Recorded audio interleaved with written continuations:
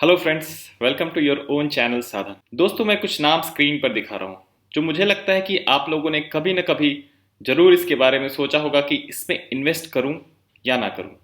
जी हाँ दोस्तों, ये हैं बैंकिंग स्टॉक्स। ये सारे नाम इंडिया के लीडिंग प्राइवेट सेक्टर बैंक्स के हैं। तो आज हम आपको बैंकिंग स्टॉक को स्टेप बाय स्टेप कैसे एनालाइज करें और कैसे उसमें इन्वेस्ट करें ये बताएंगे। वीडियो को अंत तक जरूर देखें, क्योंकि साधन आपको सिर्फ स्टेप्स नहीं बताएगा बल्कि आपको वो दो बैंकिंग स्टॉक्स भी बताएंगे जो सेफ है इन्वेस्टमेंट के लिए और जिनका रिटर्न प्रोस्पेक्ट भी काफी ब्राइट है। फर्स्ट स्टेप्स फाइनेंशियल एनालिसिस का है, सेकंड स्टेप्स क्वालिटेटिव एनालिसिस और थर्ड स्टेप्स वैल्यूएशन एनालिसिस का है। तो जब हम फाइनेंशियल एनालिसिस करेंगे तो उसमें ऑपरेशनल पैरामीटर जैसे cost to income ratio, CASA, NIM वगैरह डिस्कस करेंगे। इन टर्म से डरने की जरूरत नहीं है, ये टर्म हम आपको एक्सप्लेन करेंगे। फाइनेंशियल एनालिसिस करने के बाद जो इंपॉर्टेंट चीज रह जाती है वो क्वालिटेटिव एनालिसिस।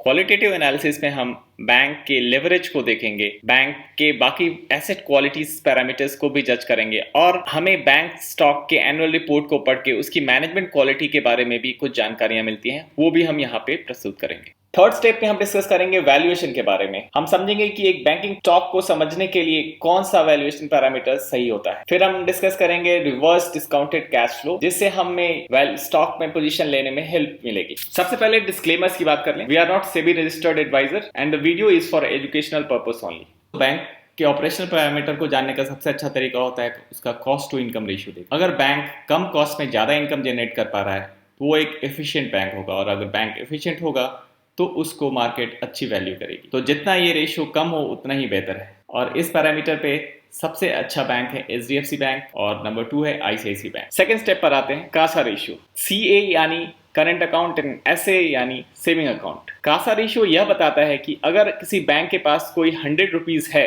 तो उसमें कितना करंट अकाउंट में है और कितना सेविंग अकाउंट में है। सेविंग अकाउंट पर बैंक्स कितना इंटरेस्ट देती है? 3 से 4%। लेकिन ये जानकर आपको बहुत ही आश्चर्य होगा कि करंट अकाउंट पर बैंक 0% इंटरेस्ट देता है। इसका मतलब साफ है कि कासा डिनोट करता है कि बैंक के लो कॉस्ट ऑफ फंड को। जब कासा रेशियो हाई होगा तो कॉस्ट ऑफ फंड बैंक के लिए कम होगा और वो बैंक को ऑपरेशनली साउंड बनाता है। तो हम इस पैरामीटर पे सारे बैंक्स को जज करते हैं और हम ये नोटिस करते हैं कि इनमें सबसे ज्यादा कासा रेशियो कोटक महिंद्रा बैंक का है जो अराउंड 50% है, और आईसीआईसी बैंक भी 49.6% कासा रेशियो के साथ सेकेंड नंबर पे है। कॉस्ट के बाद हम मार्जिन की तरफ बढ़ते हैं। बैंक का निम यानी नेट इंटरेस्ट मार्जिन, ये इंडिकेट करता है कि वो बैंक जमा किए हुए पूंजी पर कितना रिटर्न जनरेट करती है। अगर किसी बैंक का कॉस्ट ऑफ फंड यानी इंटरेस्ट एक्सपेंस 10 रुपये है और वो 13 रुपये कमाता है तो इसका मतलब है वो 3 रुपये का निम बनाता है। निम जितना ज्यादा हो उतना ही बेहतर होता है। इस पैरामीटर पे हमने सारे बैंक्स को एनालाइज किया और हमारे सामने क्लियर विनर जो है वो कोटक महिंद्रा बैंक और एचडीएफसी बैंक आते हैं। ऑपरेशनल पैरामीटर्स के बाद आते हैं रिटर्न पैरामीटर्स की ओर, जैसे प्रॉफिट ग्रोथ। हमने 10 साल के प्रॉफिट ग्रोथ को एनालाइज किया इन सारे बैंक्स के लिए। हमें दो बातें पता चलती हैं।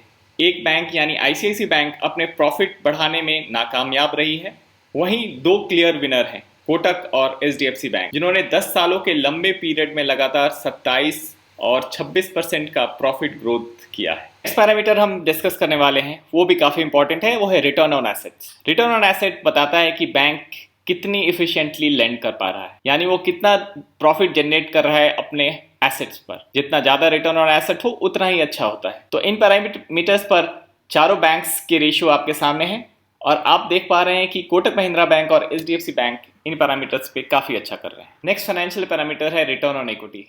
रिटर्न ऑन इक्विटी सिंपली बताता है कि शेयर होल्डर्स फंड पे बैंक ने कितना प्रॉफिट जनरेट किया है। तो जितना ज्यादा रिटर्न होता है उतना ही ज्यादा ये रेशियो होता है और उतना ही बेहतर होता है किसी इन्वेस्टर के लिए। तो इन पैरामीटर्स पे हम देख पा रहे हैं कि एचडीएफसी बैंक और कोटक महिंद्रा बैंक काफी अच्छा परफॉर्म कर रहे हैं, जो 17 और 13% का रिटर्न ऑन इक्विटी किसी भी स्टैंडर्ड से बहुत ही अच्छा रिटर्न माना जाता है। रिटर्न एनालिसिस कि जिस स्टॉक में आप एंटर करने वाले हैं उसके पास्ट रिकॉर्ड्स को भी देखें कि इन्होंने हिस्टोरिकली शेयर होल्डर्स को अच्छे रिटर्न दिए हैं या नहीं दिए हैं।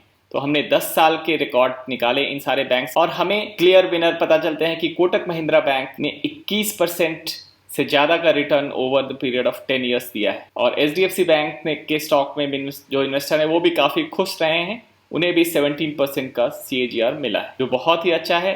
ये ग्रोथ रेट किसी और इंडस्ट्री में एक्सपेक्ट करना भी बहुत ज़्यादा एक्सपेक्ट करना हो जाता है। और बैंकिंग स्टॉक्स में हम क्लियरली देख पा रहे हैं कि कोटक महिंद्रा और एचडीएफसी बैंक ने 17% का रिटर्न, 21% का रिटर्न 10 साल तक दिया है। कि अगर आपने आज से 10 साल पहले इन चारों बैंक्स में 1000 रुपए इन्वेस्ट किए होते तो उनकी वैल्यू आज के डेट में क्या होती? एचडीएफसी बैंक्स के इन्वेस्टमेंट की वैल्यू होती 4932, यानी आपका पैसा 5 गुना हो जाता। कोटक महिंद्रा में आपका पैसा 7 गुना हो जाता। तो ये क्लियरली बताता है कि बैंक्स में इन्वेस्ट करना एक वाइज इन्वेस्टमेंट प्रूफ हुआ है हिस्टोरिकली, और गोइंग फॉरवर्ड भी ये एक अच्छा सेक्टर है इन्वेस्ट करने के लिए। फाइनेंशियल एनालिसिस इसी स्टेप्स के साथ खत्म हो जाती है। अब हम समरी की बात करते हैं। इन सारे पैरामीटर्स पे हमने चारों बैंक्स को एनालाइज तो पहले स्टेप्स में कर लिया है।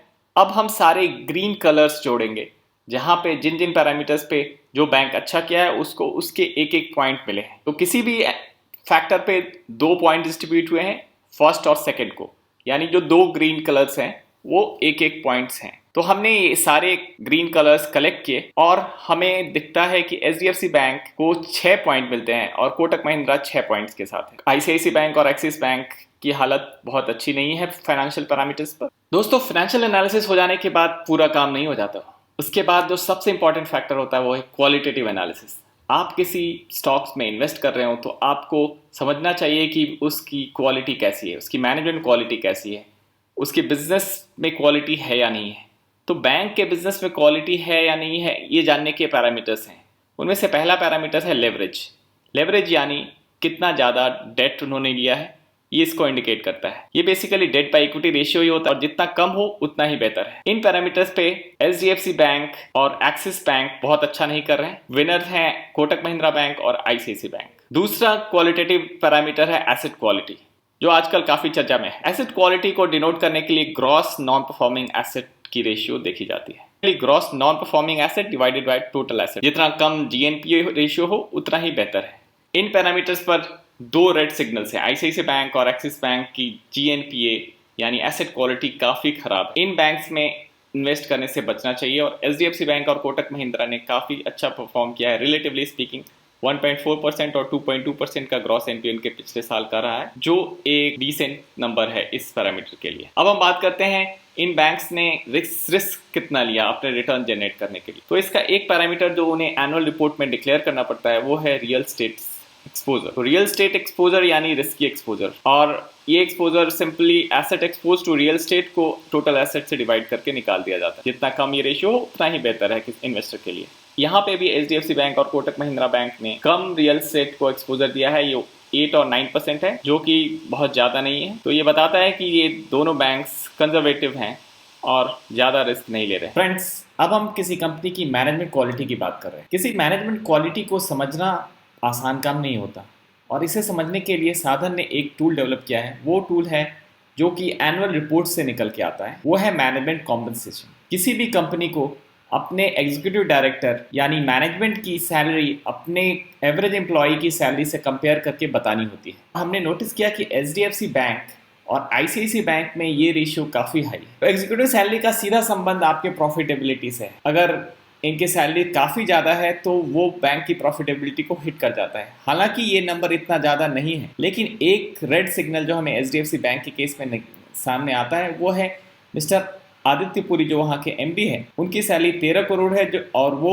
उनके नंबर 2 और नंबर 3 की सैलरी को जोड़ने के बाद भी उससे भी ज़्यादा है, जो ये बताता है कि इस बैंक में पावर कॉन्सेंट्रेटेड है, क्योंकि सैलरी से हम उस बैंक के एम्प्लॉय की पावर की भी काफ़ी हद तक समझ ले सकते हैं। एचडीएफसी बैंक में मिस्टर आदित्य पुरी की सैलरी के अलावा दूसरा कंसर्न ये है कि आदित्य पुरी जो वहाँ के मेन स्टे और सबसे इम्पॉर्टेंट पर्सन है वो रिटायर करने वाले हैं।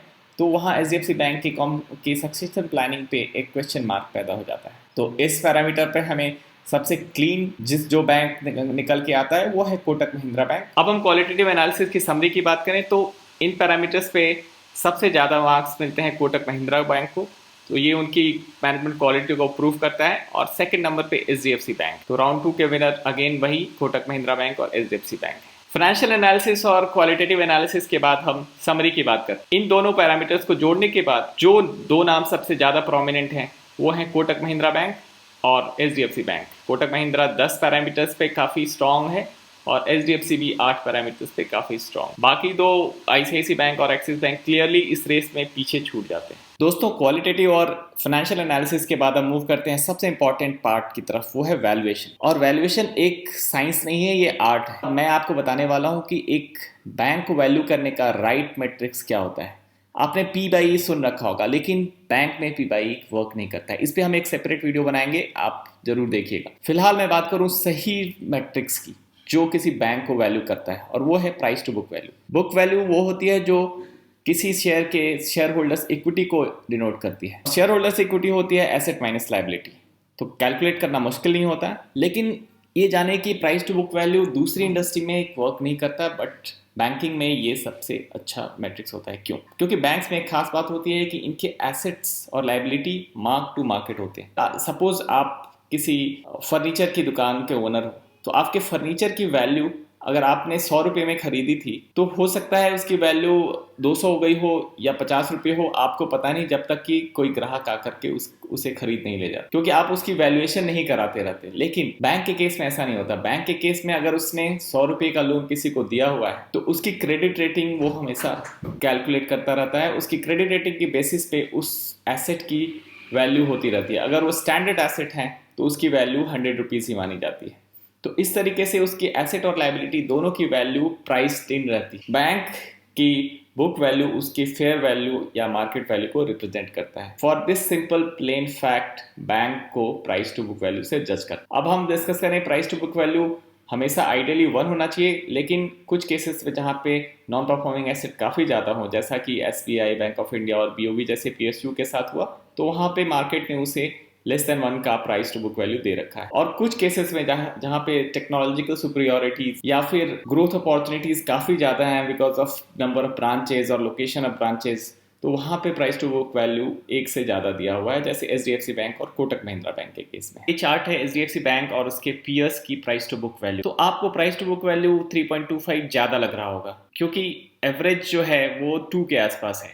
ICICI बैंक और एक्सिस बैंक 2 से कम पे प्राइस टू बुक वैल्यू है, तो शायद आपको लगे कि ICICI बैंक ज़्यादा अट्रैक्टिव है, एक्सिस बैंक ज़्यादा अट्रैक्टिव। लेकिन अगर आप हिस्टोरिकल ट्रेंड देखेंगे ICICI बैंक का, इसकी प्राइस टू बुक वैल्यू कभी भी HDFC बैंक के प्राइस टू बुक वैल्यू के आसपास भी नहीं आई, क्योंकि मार्केट ने हमेशा HDFC बैंक की कंसिस्टेंसी को लाइक किया है और हमेशा वो 3 के ऊपर वैल्यूड रही है। आप देख सकते हैं इनका एवरेज 10 साल का average price to book value 4.08। और मुद्दे की बात यह है कि आज के डेट में इसकी प्राइस टू बुक वैल्यू 3.25 है, जो इंडिकेट कर रहा है कि ये अपने historical price to book value से डिस्काउंट पे अवेलेबल है। यानी HDFC बैंक में अगर आप इन्वेस्ट करते हैं तो आपको मार्जिन ऑफ सेफ्टी इनबिल्ट मिली हुई है। कोटक महिंद्रा बैंक की प्राइस टू बुक वैल्यू 4.06 है, जो HDFC बैंक से भी ज़्यादा है। इसकी हिस्टोरिकल वैल्यू देखते हैं तो इसकी हिस्टोरिकल वैल्यू 3.72 के आसपास रही है, 10 years average price to book value, और अभी वो 4.06 की प्राइस टू बुक वैल्यू पर अवेलेबल है। यानी वो अपने हिस्टोरिकल एवरेज से थोड़ा सा ज़्यादा वैल्यूड है। तो यहाँ पे मार्जिन ऑफ सेफ्टी थोड़ी कम है, बट क्वालिटी वाइज ये HDFC से किसी मायने में कम नहीं है। फाइनेंशियली और क्वालिटेटिवली हमने एनालाइज किया, ये HDFC से सारे पैरामीटर्स में बेहतर है, बट वैल्यूएशन पैरामीटर्स में यहाँ पे margin of safety HDFC bank की तुलना में कम है। अब चलिए हम दूसरे तरीके से इन दोनों स्टॉक्स को वैल्यू करते हैं, और ये तरीका है रिवर्स डिस्काउंटेड कैश फ्लो। इस मेथड में फ्री कैश फ्लो ग्रोथ निकालने की कोशिश करते हैं। तो हम करते क्या है कि इन दोनों बैंक्स की future free cash flow project करते हैं और करंट मार्केट कैप से उसको कंपेयर करते हैं और देखते हैं कि मार्केट ने उसे किस रेट पे ग्रो करवाया है। मार्केट में प्राइस इन है वो है कि HDFC bank will grow for 10 years at the rate of 10%, तब आज की प्राइस उसकी जस्टिफाइड होती है। यानी कि आज की डेट की करंट मार्केट प्राइस को जस्टिफाई करने के लिए HDFC बैंक को 10% के रेट से 10 साल तक ग्रो करना पड़ेगा। सिमिलरली कोटक महिंद्रा बैंक के लिए ये नंबर 15% का है, यानी मार्केट विश्वास करता है कि कोटक महिंद्रा बैंक 15% से अगले 10 साल तक ग्रो करेगा,